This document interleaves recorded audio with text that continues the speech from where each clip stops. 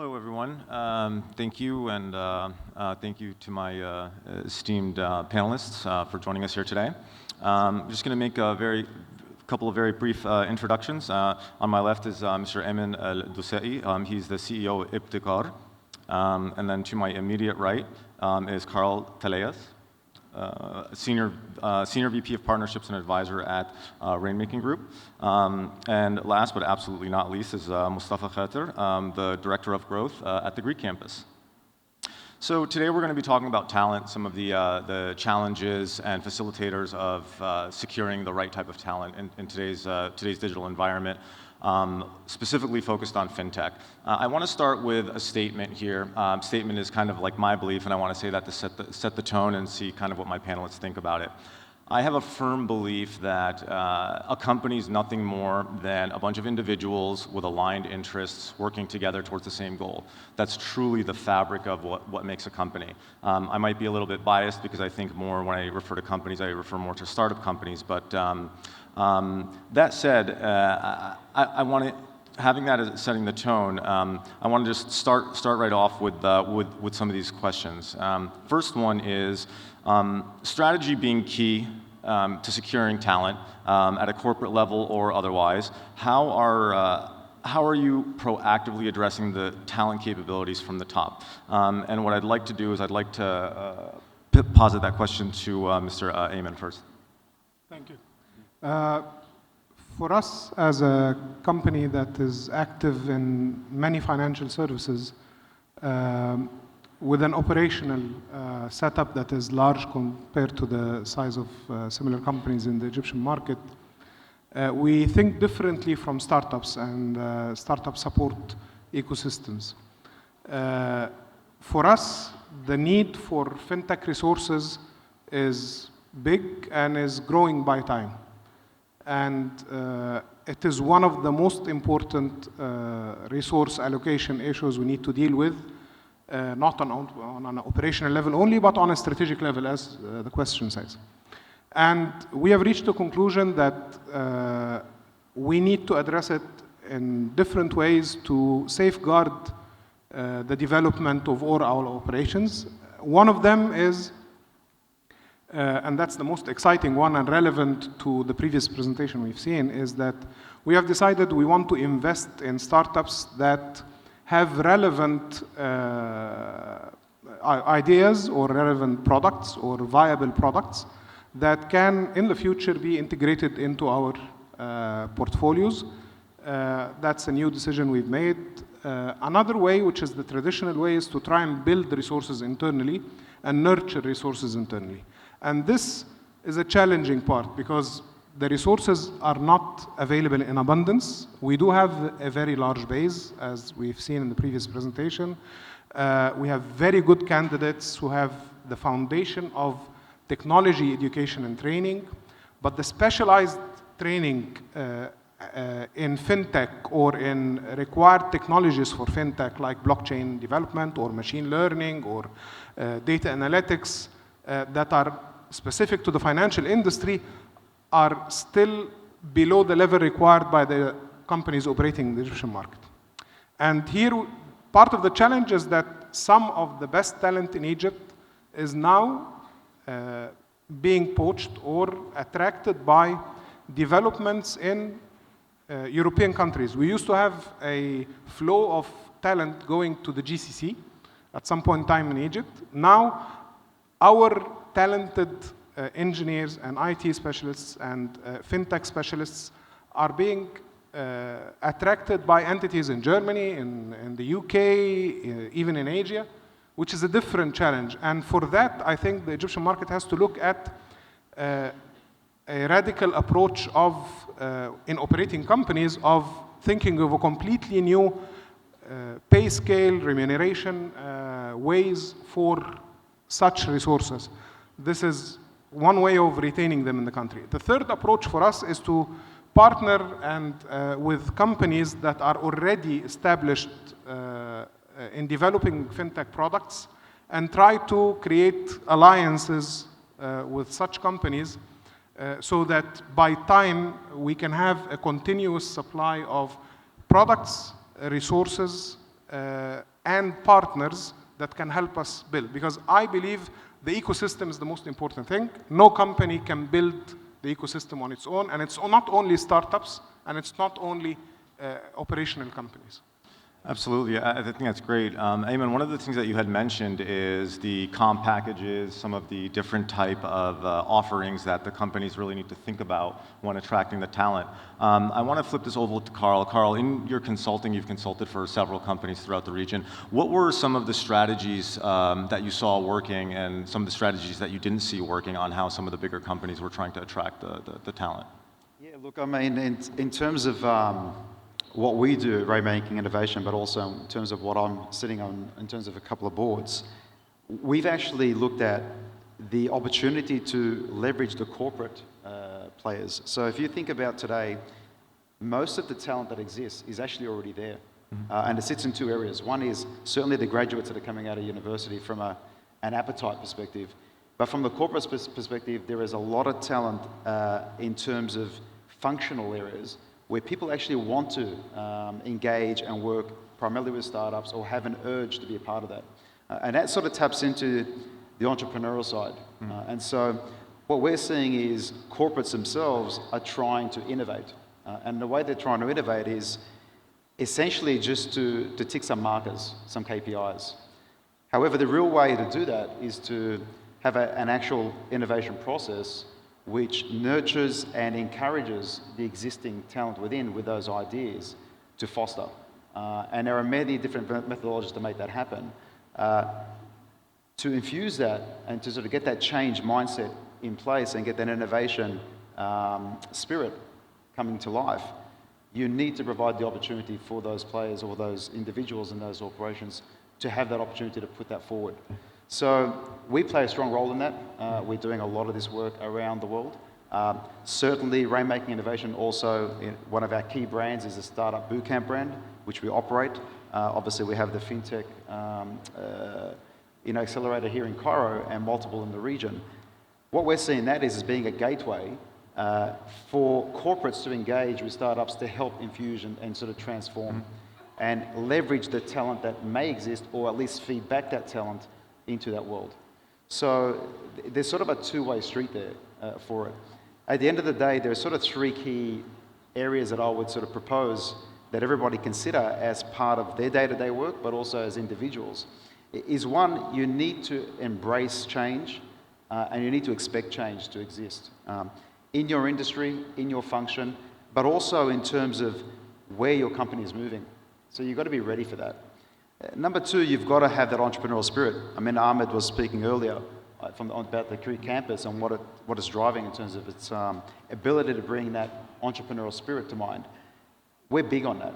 At the end of the day, you've got to think about what does a CEO, what's his main focus, whether it's a large corporate or whether it's a startup. There are key ingredients. One is investor and shareholder accountability. And two, they're always hunting and looking for new partnerships and revenue generation. So that's an entrepreneurial spirit, whether it's a large company or a small company. And then thirdly is that innovation DNA. You know, we're human beings. We solve problems. And that's our DNA. But you've got to be able to apply that in terms of what you do in your daily life and how and what kind of opportunities do you have to help shift the needle within your organization. And so they're sort of the three key ingredients that I would sort of position in terms of an individual, but also where that talent may or may not reside. Yeah. That's great. Thank you so much for that insight. Taking it now from the more bigger corporate level down to maybe smaller sized businesses and startups. Mostafa, how are you seeing at the Greek campus some of the earlier stage companies? You know, it's a big battle for tech. There's a lot of opportunity cost, especially for fintech talent. Like Mr. Ayman was saying, a lot of talent being sucked out, going to other countries. How do you see, what strategies and mechanisms do you see the earlier stage companies leveraging? Yeah. No, thanks for the question, Kareem. I think from the entrepreneurship landscape side, the strategies for talent, and talent is a very vague word. There's a difference between a job and a talent. See, when you have a job, you want something, specific things done, and you know exactly what you want, and you can line it up, you can have job descriptions, and you can go out there and tell people what you actually want happening. However, at the Greek campus, and generally speaking in the more modern type era companies, The smaller you get, the more important the individual characteristic becomes. And it's not really a job description that you're looking for, but you're looking for a leader. And that makes the whole equation different. At the Greek campus, what we are adopting at the moment is we are adopting sort of like a talent-first strategy. Meaning, first we would call you in to get to know you, and we actually don't have a job for you. We don't have a specific thing for you to do. We actually want to identify your talent because we believe every person has a talent. It's just a matter of knowing what talent it is. Yeah. And once you identify the talent and you find that there is a click with the things that you want to get done, then automatically you have an owner rather than a tasker. And that makes a whole big difference in the startup industry. Because when you have owners, you don't need to tell them what to do. They already know. They know by the heart, they know by the mind, and they can click it internally and they can start moving. And so we've tried this on various occasions, and the success is amazing. We were able to identify individuals with multiple talents within the one character. And you can see that with these internal diversities of the characters, you can get so many things done with one person rather than have a set of 10, which would be doing the same thing. Lesser communication intensity, which ruins the whole time of the day, and more efficiency of production. So the smaller the company gets, the more the individual gets to be more and more important, and the more the talent type is not so important. The more important thing is that the person knows what their talent is, so they can have their dominant space and produce in it. That's very, very good. And one of the points that you had touched on was saying, that talent is very broad and very general. So to specify, to get a little bit more specific on that, we were speaking prior to the panel, and we were talking about the fintech industry specifically, and how outside of the startup ecosystem in general throughout Egypt and the Middle East, fintech has a very niche and very specific need for talent or skills that aren't really demanded by a lot of other companies. Ayman, can you tell us a little bit about some of the specificities and the nuances on the specific type of skill and how that's kind of different for fintech versus the other sectors? Okay, I don't want to undermine anything that has been done by the startup ecosystem in Egypt. Actually, a brilliant job has been done over the years to harness and nurture such talent in the ecosystem that was explained in the previous presentation. One thing we have noticed is that that ecosystem was slightly generic in its nature, meaning because of the appetite of angel investors or incubators or accelerators or even VC funds to grow their portfolio of companies that they are supporting, the mentorship and educational support that is provided was more of a generic nature. Now we need to switch into specialization. And a brilliant development is Fintech Egypt, where now we know that that ecosystem has a component, a very large component, that is designed and developed specifically for fintech, with its three components, with the sandbox, with the fintech hub, with the fund of funds. This has been required for a long time because you get into, and I've been engaged and looking into most of the graduated startups from the ecosystem, and we would be looking at pitches from tens of companies, and you find one or two who are active in fintech. Many have started, but have fell through the death valley, and they failed to either raise seed capital or bring in VCs at the right time. But the thing is that now with Fintech Egypt, that ecosystem or that part of the ecosystem will encompass all of that, so that the chances of losing startups or the failure rate for startups will decrease significantly for fintech startups. The specific needs, as we mentioned, there are fundamental requirements and fundamental skill sets that we have abundance of in Egypt. And Egypt has established a very strong position in the outsourcing industry based on that. We have been active in call center outsourcing, in business process outsourcing. We've been active even in cybersecurity outsourcing, as mentioned in previous sessions, because of that technical skill. But then when we look at requirements for AI or machine learning or data analytics or blockchain development, then we have to have specialization where the mentorship and the educational support provided through the ecosystem has to be specific. That means then instead of bringing in mentors who are providing business guidance, you bring in financial experts providing business guidance. You bring in blockchain experts providing advice and mentorship. And because that was not easily accommodated within the current ecosystem, we are very excited that Fintech Egypt now is in place. Because now we know that such resources will be nurtured and we will not have a brain drain in that part. The complementing part is that we have to absorb what comes out of the ecosystem, whether as companies that will stand up as startups and grow to be Swivel or Kengen, or that we encompass those into the ecosystem. We have banks in Egypt currently active in either investing in fintech startups or even acquiring fintech startups. That's important. Yeah. So that's, this is the part that is very relevant to fintech, that is different a bit from what the startup ecosystem has been providing till now. And as I mentioned, Fintech Egypt is a huge step towards fulfilling that. So it seems like what you're referring to is the subject matter experts for fintech subject matter experts that know how to help the existing technical talent translate their technical expertise into a functional product that actually facilitates a workflow, right?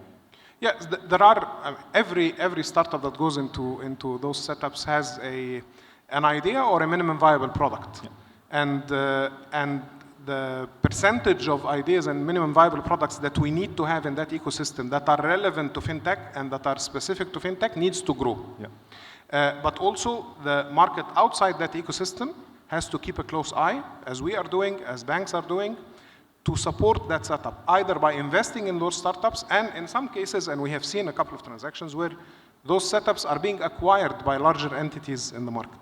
There is one point I would like to add regarding resources that do not go into the startup ecosystem. So we have 50,000 IT professionals that come out of our educational system, and many of them either do not want to create a startup or do not want to be a startup and want the standard job, as you mentioned, Mostafa.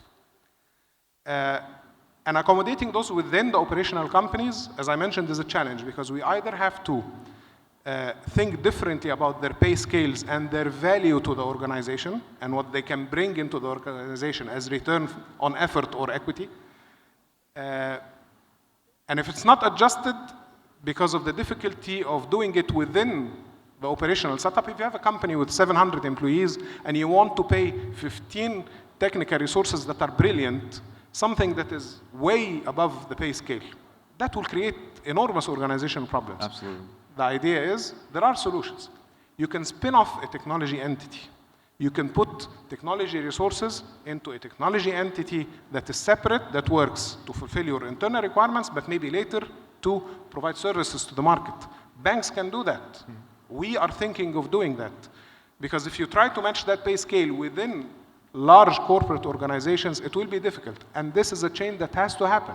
It has to happen that we look at such resources differently because their contribution to, not the fintech industry, to the overall development of the GDP in Egypt and to initiatives like financial inclusion is essential. Absolutely, absolutely. And one of the things that also you had mentioned was about the one-size-fits-all type of curriculum or the more standardized curriculums. Mostafa, how do you guys incorporate customized learning modules for the companies that go through, that you guys see at the Greek campus, and then the ones that, for example, that are at different stages, how do you guys support them, if whether they're post-incubator, post-accelerator, or they're in a growth phase where they really need that expertise? Well, there are various channels by which you can rejuvenate the ecosystem with talent through education and training, learning, and on-job aspects as well.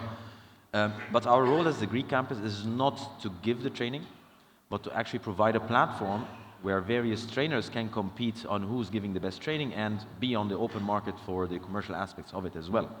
So we have various players who provide these kind of services to the startups, whether it's pre-acceleration or post-acceleration, or for companies who never had acceleration or don't need one.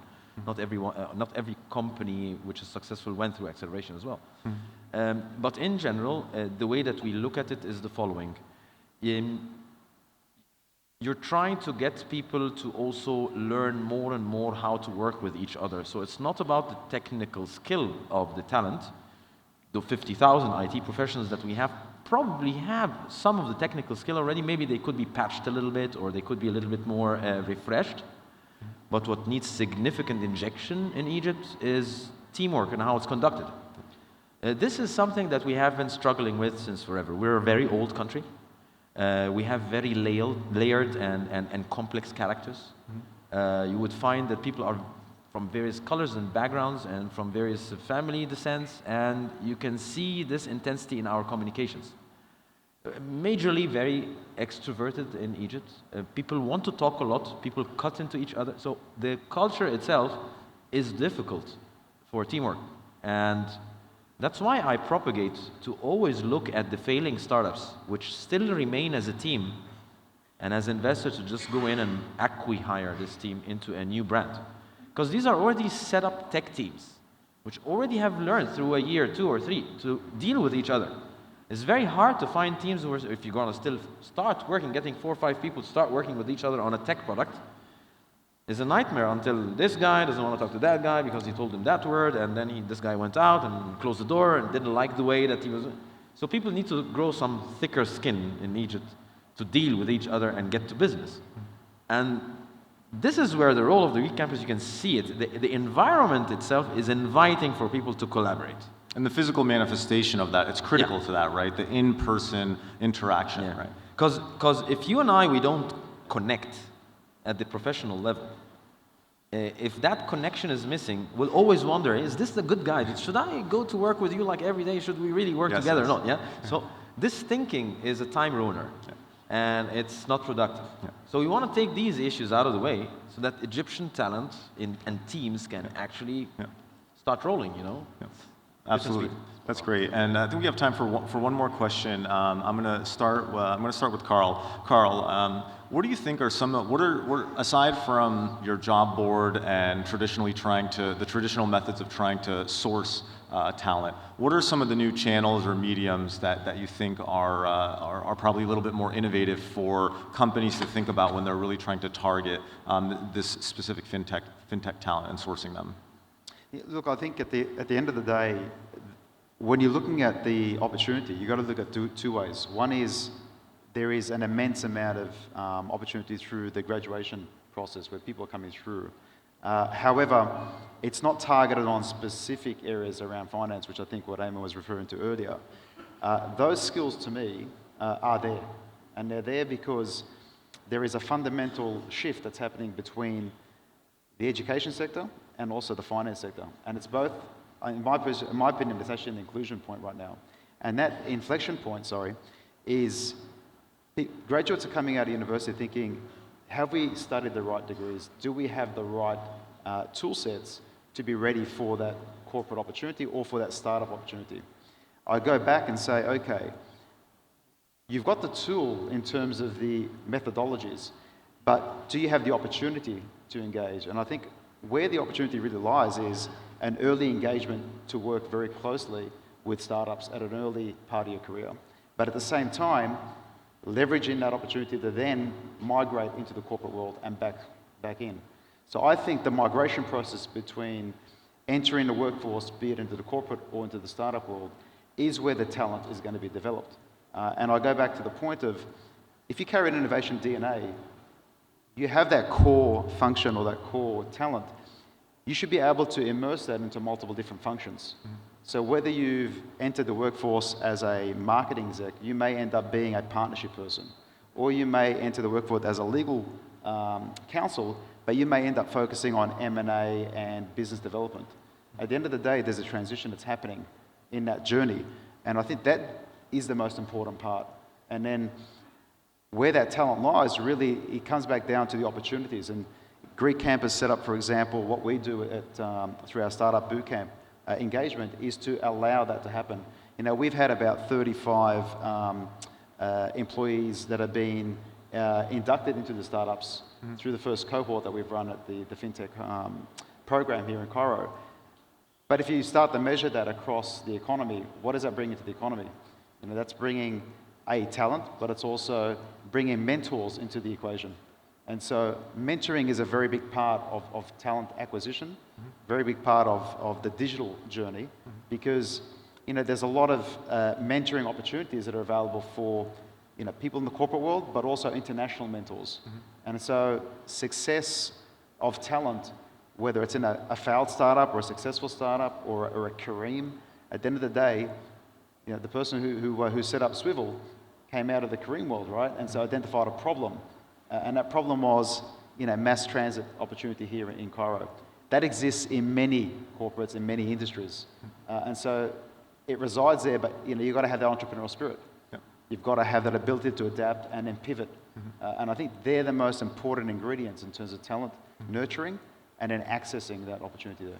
That's great. And Ayman, one of the things, so there's a couple of points here. We have the working together as teams, the right types of teams that Mostafa was discussing, and then Karl also about what the corporations can, how they can kind of like source talent. So do you think that it's conducive to bigger banks, bigger financial institutions to have partnerships be a little bit autonomous, where they have like a subsidiary or a partnership with a VC or an accelerator or something like that? Or do you think that they should continue trying to have that more in-house? Do you think that there would be a little bit of a culture clash, a talent culture clash, or do you think that it can actually be integrated and that there is a way for it to be conducive where the more entrepreneurial-minded people can work and facilitate very, very well with the more executive?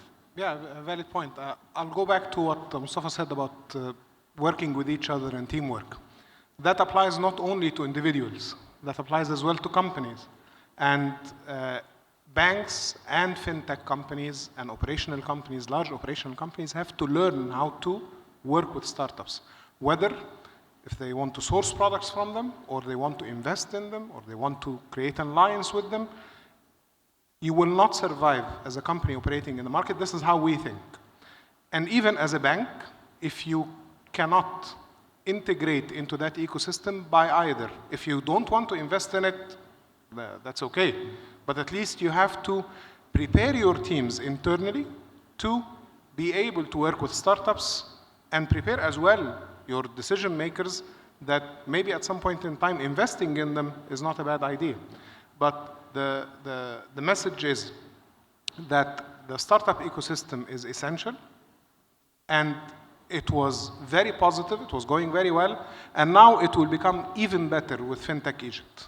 Because now we will have to hook into Fintech Egypt, banks have to hook into Fintech Egypt to support the initiative, but as well to benefit from the initiative, to link up with startups to acquire resources, whether in the terms of companies or individuals. So before that, we were spread across 30 entities trying to find new startups and resources, either to do business with in partnerships or to get resources as individuals or to acquire companies. Now, there is a structure that we can all work towards and through, and I think it will be conducive to an exponential growth in that industry in Egypt.